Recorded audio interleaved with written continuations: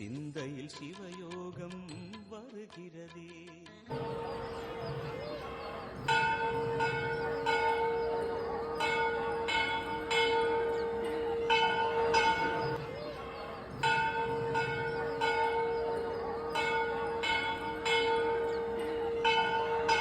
ஓம் ஸ்ரீமலாய வித்மகே கலகஸ்தாய தீமகி தன்னோ வாராகி ப்ஷோத்யாத். நல்லதே நடக்கும். ஓம் நம சிவாயும். எல்லாம் வல்ல ஸ்ரீ பாரகிமன் திருவடி சரணம். இன்றைய பதில், கன்னி ராசியில் பிறந்த நண்பர்களே, காற்றுள்ள போதே தூற்றிக்கொள் அப்படின்னு சொல்லுவாங்க. காலமும் நேரமும் நமக்கு சாதகமா இருக்கும்போது சில விஷயத்த நம்ம செஞ்சு முடிச்சிடணும். 9 கிரகமும் உச்சமடைந்து இருந்தாலும் அந்தந்த வயது காலகட்டத்தில் சில காரியத்தை நம்ம செஞ்சே ஆகணும் இல்லையா? நல்ல ஒரு கிரக பயிற்சி வரட்டும், நல்ல ஒரு தசாபத்தி வரட்டும்னு நம்ம வெயிட் பண்ணிட்டு இருக்க முடியாது. ஏன்னா அந்தந்த வயதில் அந்தந்த விஷயம், நல்ல விஷயம் நமக்கு நடந்தே ஆகணும், வேற வழியே கிடையாது இல்லையா? ஸோ அப்படிப்பட்ட விஷயத்தில் கால நேரமும் அந்த கிரகமும் நமக்கு சாதகமா இருந்து நம்மளும் முயற்சி உழைப்ப போட்டால் கண்டிப்பா அந்த காரியம் வெற்றி தான். சரிங்களா? அப்படிப்பட்ட அந்த காலம் தான் இப்போ உங்களுக்கு சாதகமா இருக்க போது 2 மாதத்தில் காலம் கணிஞ்சிருச்சு அப்படின்னே சொல்லலாம். உங்க வாழ்க்கையில பாதியில நின்ன பல காரியங்களை முடிச்சு கொடுக்க போகுது 2 கிரகங்கள் தன்னுடைய பார்வையால் அதற்குண்டான அழுத்தத்தையும் அதிர்ஷ்டத்தையும் கொடுக்க போகுது. அதை பத்தி தான் நம்ம பார்க்க போறோம். சரிங்களா? ஸோ கன்னி ராசியில் பிறந்த நண்பர்களே, மிக முக்கியமான முறையில் சுகஸ்தானம்னு சொல்லுவோம்.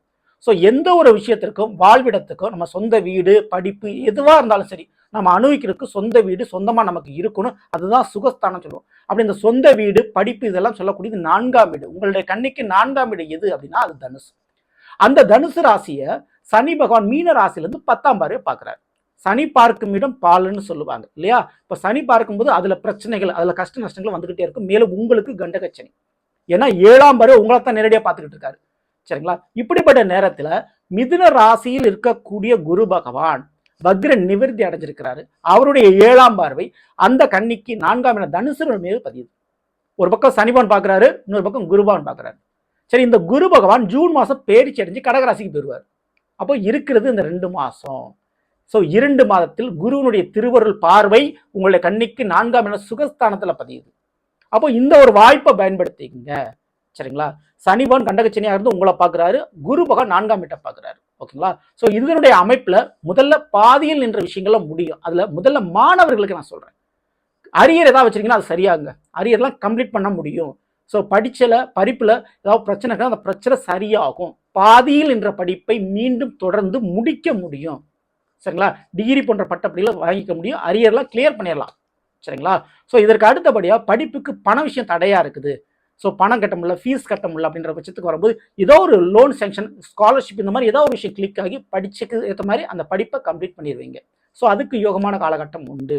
இல்லை வெளிநாட்டில் போய் படிக்கிறது, வேறு மாநிலத்தில் போய் படிக்கிறது, நான் படிக்கிறதுக்கு நான் அப்ளை பண்ணிகிட்டே இருக்கேன் அப்படின்றவங்களுக்கு இந்த 2 மாதத்தில் நீங்கள் ஆசைப்பட்ட படிப்பை படிக்கிறதுக்கு ஒரு யோகம் கிடைக்குது. அதை குருவான் உங்களுக்கு ஏற்படுத்தி கொடுக்குறாரு. சரிங்களா? அது உங்களுடைய டேலண்ட், நான் திறமையினால. ஏன் உங்களுடைய திறமைன்னு சொல்றேன் அப்படின்னா, சனிபவன் உங்களை பார்த்துக்கிட்டு இருக்காரு. அப்போ உங்களுடைய சுயமுயற்சியால், உங்களுடைய உழைப்பால், உங்களுடைய படிப்பால் மட்டுமே அது சாத்தியம். ஸோ உங்களுக்குரிய டேலண்ட்டு, உங்களுக்குரிய திறமை, உங்களுடைய படிப்பு, அதன் மூலமா அந்த படிக்கக்கூடிய வாய்ப்பு கிடைக்கும். ஸோ அந்த சீட்டுன்னு சொல்லுவோம், அந்த மாதிரி சீட்டு விஷயங்கள் உங்களுக்கு கிடைக்கும் குறிப்பிட்ட காலேஜில்.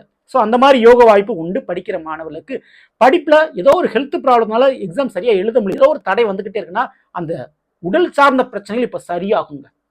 ஓகேங்களா? ஸோ அதன் மூலமாக நல்லபடியாக பரீட்சை எழுதி நல்லபடியாக பாஸ் ஆகி நல்லபடியாக கம்ப்ளீட் பண்ணுவீங்க. அதுக்கு வாய்ப்பு பட்டப்படிப்பு, டிகிரி போன்ற விஷயங்கள் வாங்குறதுக்கு வருது. இது படிக்கிற மாணவர்களுக்கு மட்டும்தானா அப்படின்னா இல்லை, கூடுதலாகவும் இருக்குது. யாருக்கு அப்படின்னா, வேலைக்கு இன்டர்வியூ அட்டெண்ட் பண்ணக்கூடியது. நிறைய கம்பெனி ஏறி இறங்கிட்டே இருப்பீங்க இல்லையா? ஸோ ஒரு வேலையிலும் ஒரு கம்பெனியிலும் உங்களுக்கு செலக்ட் ஆக முடியல அப்படின்ற வருத்தப்பட்டு கொண்டிருக்கக்கூடிய கன்னிராசியில் பிறந்தவங்களுக்கு அந்த இன்டர்வியூவில் செலக்ட் ஆவீங்க.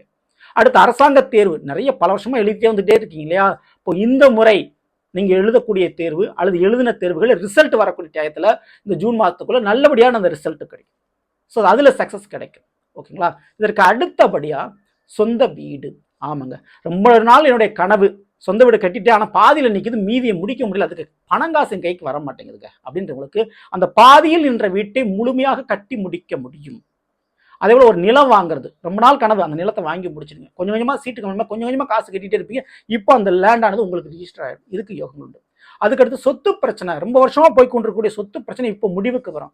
ஒரு கோர்ட்டு கேஸ் வழக்குகளே நடந்தாலும் இப்போ அதுக்கு உண்டான தீர்ப்பும் கிடைக்குங்க. ஸோ கன்னிராசிக்கு அதனால சொத்துக்களால் ஒரு சுகம் கிடைக்கும். சுமையாக இருந்த சொத்து பிரச்சனை இப்போ சுகமாக மாறும், உங்களுக்கு வந்து சேரும். அதுல எந்த மாற்று கருத்தம். நீங்க இருக்கிற வீட்டை கூட புதுப்பிச்சு எடுத்து கட்டக்கூடிய பாக்கியம் இருக்குது, கிரகப்பிரவேசம் பண்ணக்கூடிய யோகம் இருக்குது. உங்களுடைய ஆசை கனவு வீட்டை நீங்க புதுப்பிச்சு எடுத்து கட்டுவீங்க. இதுக்கு அடுத்தபடியா கார், வண்டி, வாகனங்கள். ரொம்ப நாள் பழைய வண்டி வாகனத்தை வச்சுட்டு கஷ்டப்பட்டு இருந்திருப்பீங்களா, அந்த வண்டி வாகனத்தை புதுப்பிவீங்க, மாத்துவீங்க. பழைய வண்டி வாகனத்தை விட்டுட்டு புதுசா வண்டி வாகனம் வாங்குறதுக்கு யோகம் இருக்குது. ஸோ அந்த ஒரு பாக்கியத்தை ஏற்படுத்தி கொடுக்குறாரு. ரொம்ப நாள் பழுதடைஞ்சு நின்ன ஒரு வண்டி வாகனத்தை இப்போ மாற்றுவீங்க, சீரமைப்பு பண்ணுவீங்க. அதுக்கு சான்சஸ் ரொம்ப ரொம்ப உங்களுக்கு உண்டு. இதற்கு அடுத்தபடியாக தொழில் பிஸ்னஸ் பண்ணக்கூடியவங்க, உங்களுக்கு சரியான ஒரு தொழிலாளர்கள், சரியான ஒரு மிஷினரி ஐட்டம், சரியான உற்பத்தி பொருள், அல்லது உங்களுக்கு ஒரு பிராண்டை உருவாக்க முடியல, ஒரு இமேஜை உருவாக்க முடியல, ரொம்ப நாள் கஷ்டப்பட்டு இருக்கீங்க. இப்போ சரியான தொழிலாளர்கள் அமைஞ்சு, சரியான ஒரு இருப்பிடம் உங்களுக்கு அமைஞ்சு, சரியான ஒரு பிராண்ட் இமேஜ், நல்ல ஒரு பார்ட்னர்ஷிப் அமைஞ்சு, அதன் மூலம் உங்கள் பிஸ்னஸை நீங்கள் டெவலப் பண்ணுவீங்க. ஸோ உங்களுக்குன்னு ஒரு இமேஜை கிரியேட் பண்ணிடுவீங்க இந்த ஃபீல்டுல. ஸோ உங்கள் துறையில், அது எந்த துறையில் வேணும் நீங்கள் இருக்கலாம், அந்த துறையில் உங்களுக்குன்னு ஒரு இடத்தை நீங்கள் உருவாக்கிடுவீங்க, உங்களுக்குன்னு ஒரு பெயர் உருவாயிரும்.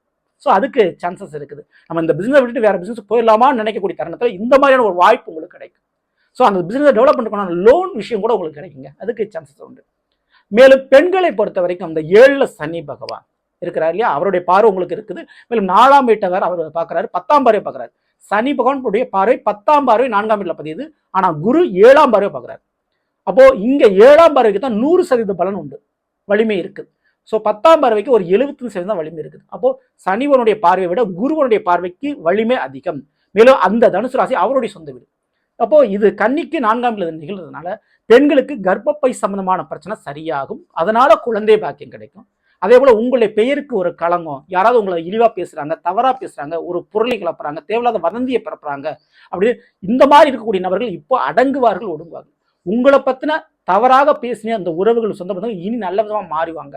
ஓகேங்களா? ஸோ உங்களை பத்தின கெடுதல் அவ பெயர் நீங்கும், நல்ல ஒரு பெயர், நல்ல ஒரு புகழ் உங்களுக்கு இனிமே கிடைக்கும்.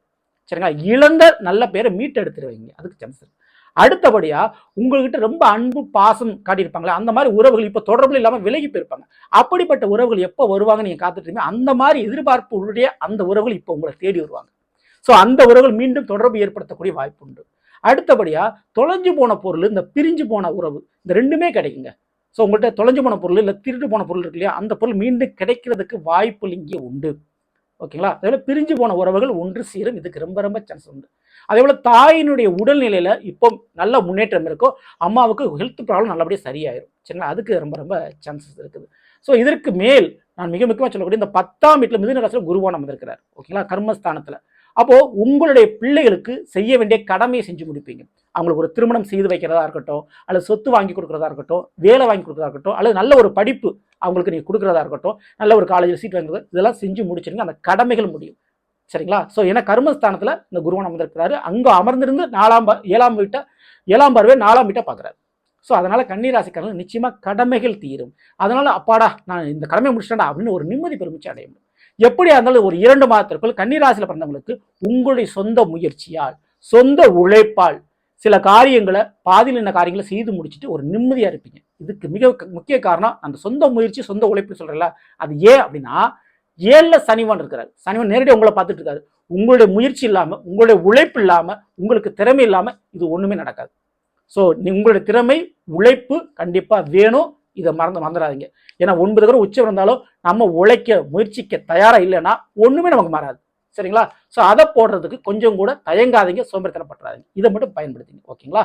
ஸோ ஜூன் மாதத்துக்கு பிறகு மிதுன ராசியில் இருக்கக்கூடிய குருவான் கடக ராசிக்கு பயிற்சி அடைஞ்சிருவாரு. ஸோ இருப்பது இந்த 2 மாதம் தான். வாய்ப்பை பயன்படுத்தி வாழ்க்கையை மாத்திக்கங்க. மிக முக்கியமா இந்த ஒரு நேரத்துல உடல் ஊனமானவர்களுக்கு, அது குறிப்பிட்டு காலில் ஏதாவது வியாதி பிரச்சனை உள்ளவங்களுக்கு மருத்துவ உதவி செய்யுங்க, அது ரொம்ப ரொம்ப நல்லது. கால பைரவருடைய வழிபாடை தவறாம பண்ணிக்கோங்க. அதே போல தெருவில் உள்ள திருநாய்களுக்கு உங்களால் முடிஞ்ச உணவு போன்ற பிஸ்கட் போன்ற விஷயத்தை வாங்கி போடுங்க. இதெல்லாம் உங்களுக்கு மிகப்பெரிய புண்ணியமாக வலுக்கும். தர்மம் ஒன்றே தலை காக்கும் சொல்லுவாங்க. அந்த தர்மத்தை பண்ணுங்க, உங்களுடைய தலையையும் தலைமுறையும் காப்பாற்றிக் கொள்ளுங்கள். சரிங்களா? ஸோ நல்லபடியே நாம் இங்கிறது கன்னி ராசியில் பிறந்தவருக்குரிய பலனை பற்றி பார்த்து நிச்சயமா இந்த பதிவு உங்களுக்கு யூஸ்ஃபுல்லாக நினைக்கிறேன். பிடிச்சிருந்த லைக் பண்ணுங்க, நண்பர்களுக்கும் உறவுகளுக்கும் மறக்காமல் செய்யுங்க. இதுவரை நம்மளுடைய சேனல் சப்ஸ்கிரைப் பண்ணாமல் சப்ஸ்கிரைப் பண்ணிங்க, கூடவே தர பெல் ஐகானை பிரஸ் பண்ணி பக்கத்தில் ஒரு ஆல் அண்ட் ஆப்ஷன் தவறாம செலக்ட் பண்ணிச்சுங்க. மேலும் அடுத்த சந்திப்போம். நன்றி, வணக்கம். நல்லதே நடக்கும். நம சிவாயும். எல்லாம் ஸ்ரீ பாரதியும் திருவடி சரணம்.